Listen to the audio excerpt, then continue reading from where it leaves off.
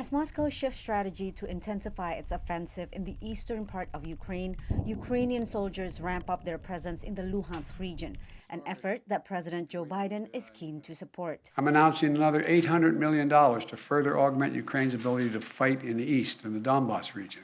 The package includes howitzer cannons, artillery rounds, tactical vehicles, and armed drones, on top of the $800 million announced just last week.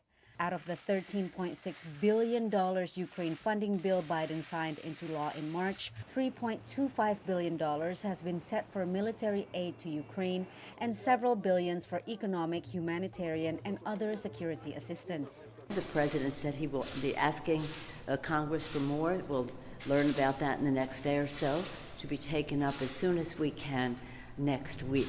That was House Speaker Nancy Pelosi, who met with Ukrainian Prime Minister Denis Shmyhal. We need secondary sanctions, we need 6 package of sanctions, and we work closely together.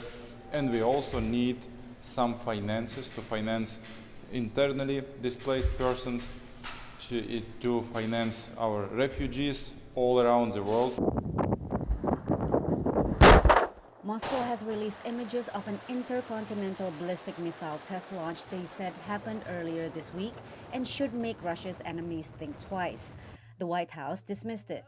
They provided advance notice of this launch under its New START treaty obligations that it planned to test this missile. The Defense Department said today that we did not deem the test a threat to the United States or its allies. But should Russian President Vladimir Putin turn to nuclear weapons to bail himself out of a military stalemate in Ukraine, the U.S. must be prepared. The one great strength Putin has, he has a nose for weakness. And he smells weakness in the West's response, including the United States' response to his nuclear threats.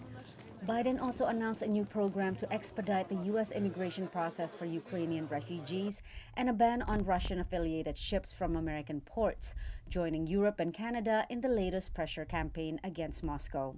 Patsy, Widakuswara, Viewing News, Washington.